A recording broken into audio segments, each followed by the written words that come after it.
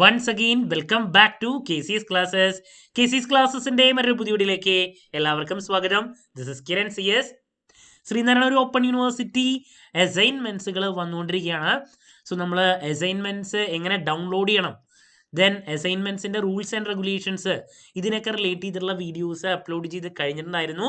കാണാത്തവരുണ്ടെങ്കിൽ കാണാം. അസൈൻമെന്റ് പ്രിപ്പറേഷനും വളരെ ഹെൽപ്ഫുൾ ആയിരിക്കും. ദെൻ അതിനുശേഷം ഏറ്റവും കൂടുതൽ കുട്ടികളുടെ ഭാഗത്ത് നിന്ന് വന്നിട്ടുണ്ടായിരുന്ന ഒരു ചോദ്യമാണ്, സംശയമാണ്, എങ്ങനെയാണ് അസൈൻമെന്റ്സ് പ്രിപ്പയർ ചെയ്യുക. ദെൻ അസൈൻമെന്റ്സ് പ്രിപ്പയർ ചെയ്യുമ്പോൾ നമുക്ക് സ്റ്റഡി മെറ്റീരിയൽ നോക്കി അതുപോലെ അതിലത്തെ കണ്ടന്റ്സ് എഴുതി വെച്ചാൽ മാർക്ക് കിട്ടുമോ, എന്തെങ്കിലും പ്രോബ്ലംസ് ഉണ്ടോ. സോ നമ്മുടെ കയ്യിൽ അഡീഷണൽ ആയിട്ട് റെഫർ ചെയ്യാൻ ടെക്സ്റ്റ് ബുക്കോ മറ്റു കാര്യങ്ങളോ ഇല്ലെങ്കിൽ നമ്മൾ എന്ത് ചെയ്യണം. ദെൻ അനലറ്റിക്കൽ ഏരിയ രണ്ടാമത്തെ സെറ്റിലോട്ട് പോകുന്ന സമയത്ത് അത് കുറച്ചും കൂടി പ്രാക്ടിക്കൽ രീതിയിലാണ് പ്രസന്റ് ചെയ്യേണ്ടത്.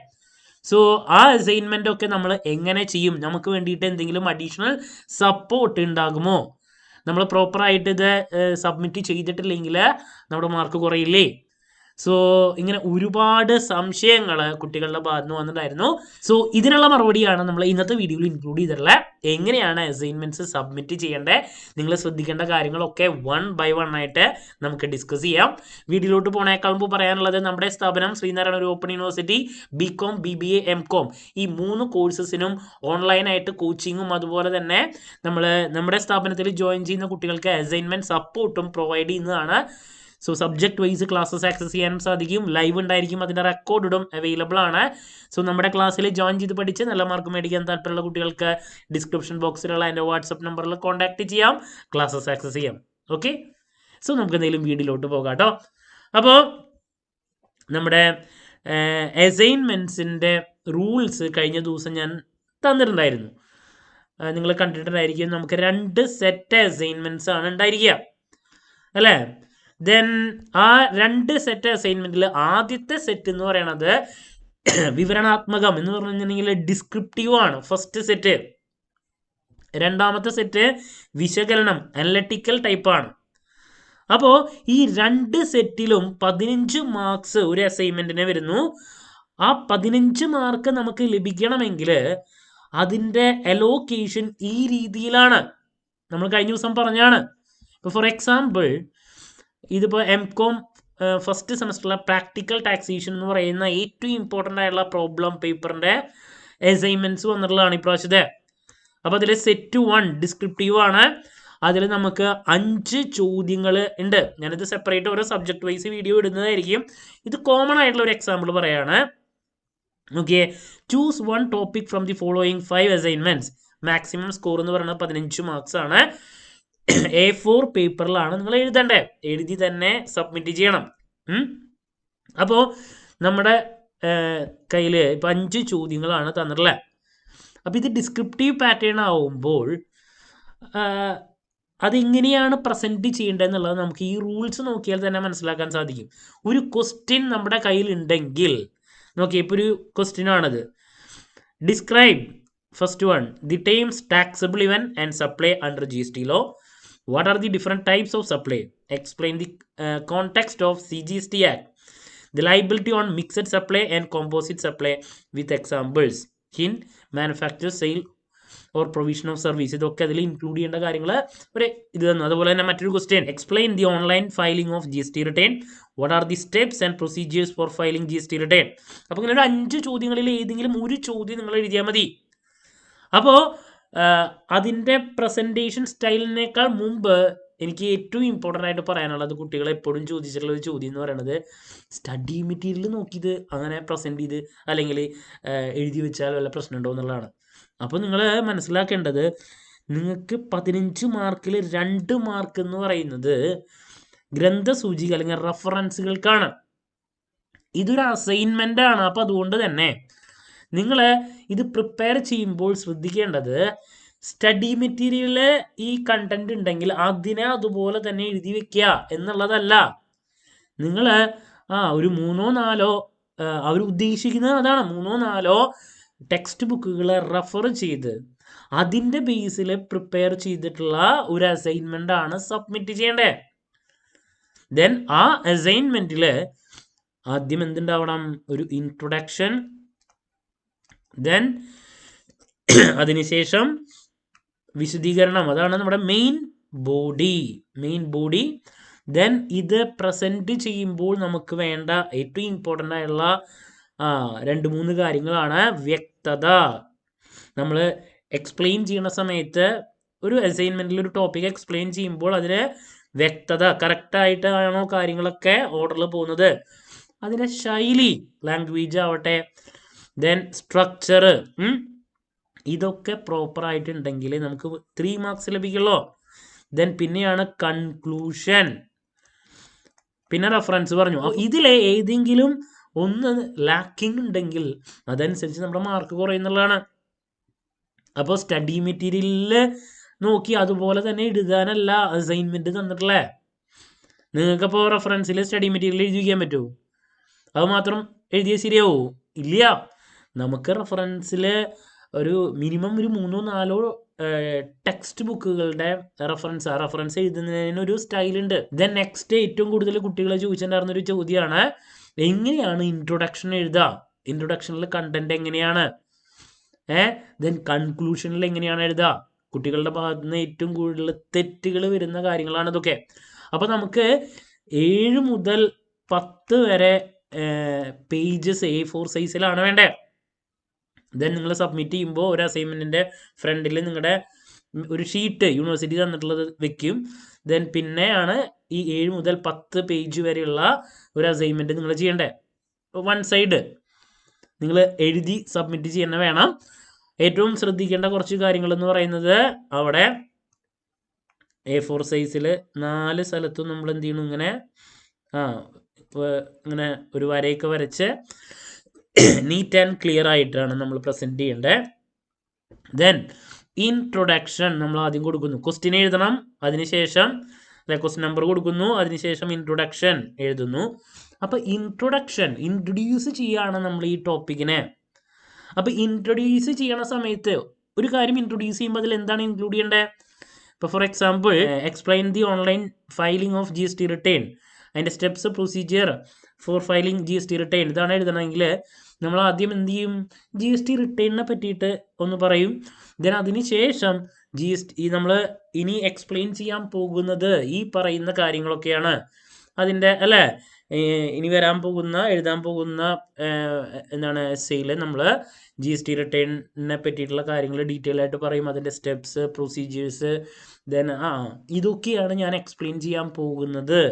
അപ്പോൾ GST റിട്ടേണിനെ ഇൻട്രൊഡ്യൂസ് ചെയ്യണം, നമ്മൾ എന്താണോ ഇനി എഴുതാൻ പോകുന്നത് എന്നുള്ളതിനെ പറ്റിയിട്ടുള്ള കാര്യങ്ങൾ.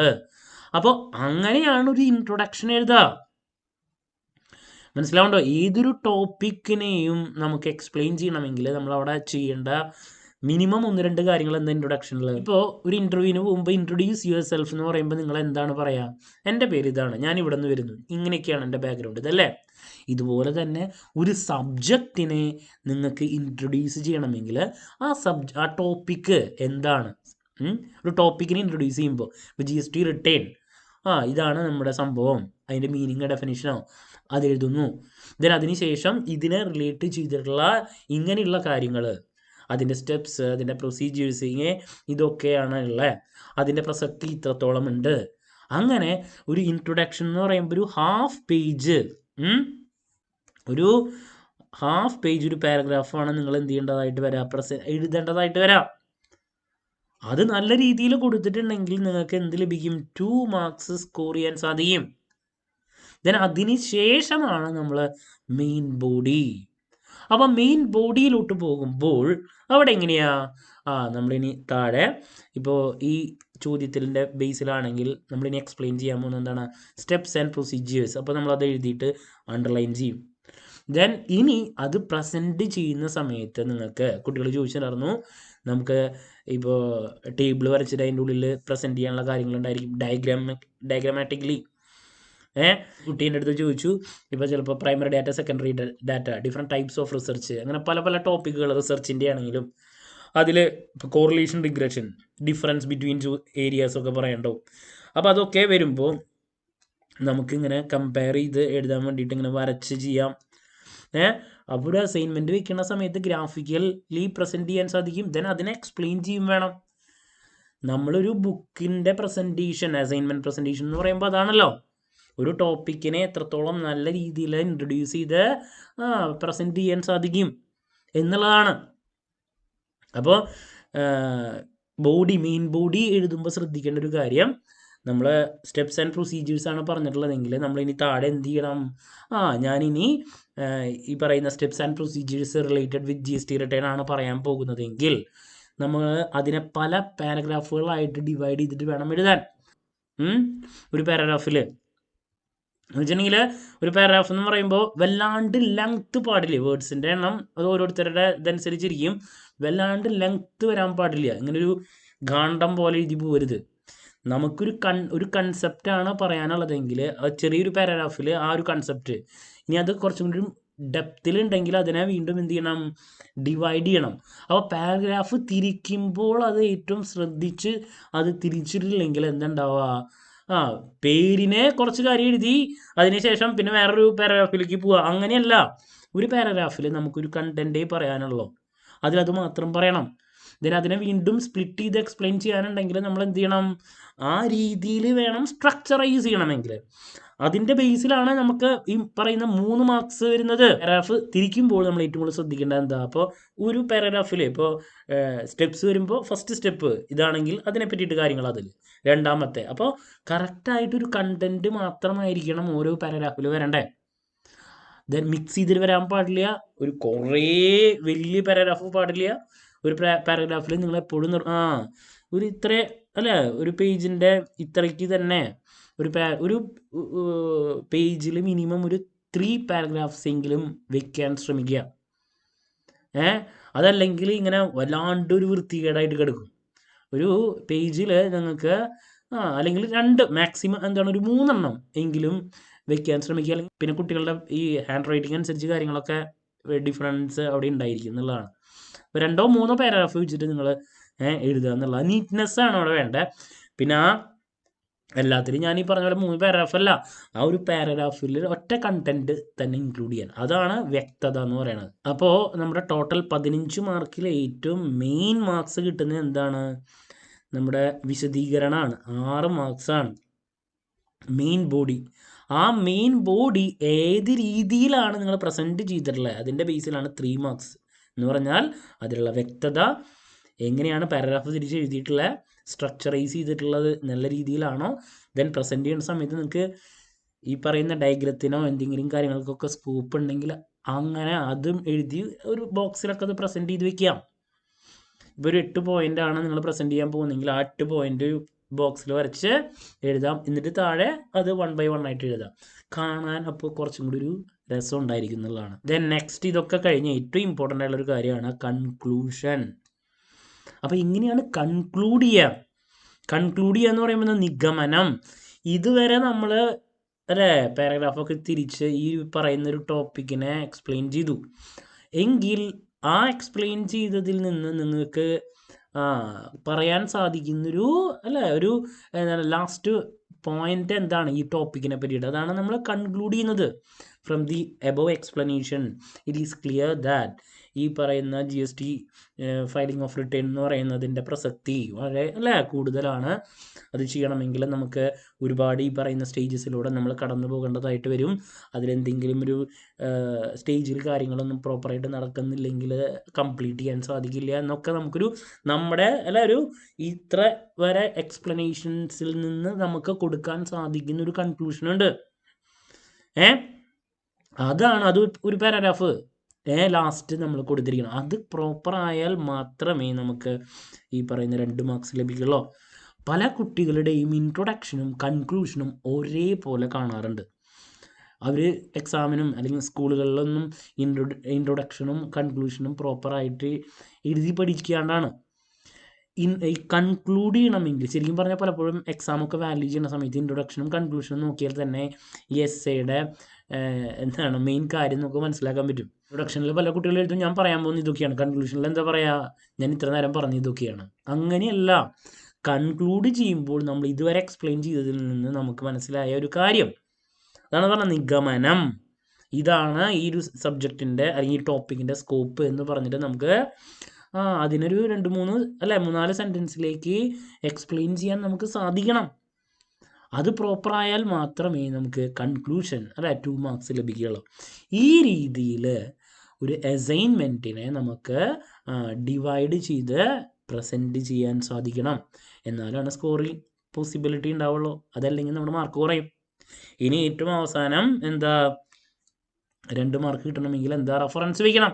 നമ്മൾ ഏതൊക്കെ ബുക്കുകൾ നോക്കിയിട്ടാണ് ഈ എസ്സേ എഴുതിയിട്ടുള്ളതെങ്കിൽ അസൈൻമെൻറ്റ് എഴുതിയിട്ടുള്ളതെങ്കിൽ നമ്മൾ എന്ത് ചെയ്യണം, റെഫറൻസ് ലിസ്റ്റ് നമ്പർ 1 റെഫറൻസ് എഴുതുന്ന സമയത്ത് അതിനൊരു എന്തുണ്ട്, ഓർഡർ ഉണ്ട്. ആദ്യം തന്നെ ബുക്കിൻ്റെ ടൈറ്റിൽ എഴുതുന്നു, കോമ ഇടുന്നു, ദെൻ ഓഥറിൻ്റെ പേര്, ദെൻ ബ്രാക്കറ്റിൽ ഇയർ, അങ്ങനെ ഒരു സ്റ്റൈലുണ്ട്. അതിൽ നമ്മൾ എന്ത് ചെയ്യണം, നമ്മൾ റെഫർ ചെയ്തിട്ടുള്ള 3-5 ബുക്കുകളാണെങ്കിൽ ആ 3-5 ബുക്കുകളുടെ റെഫറൻസ് ലിസ്റ്റേയും കൂടിയും ഇൻക്ലൂഡ് ചെയ്താലേ അവിടെ നിന്ന് 2 മാർക്ക് ലഭിക്കുള്ളൂ.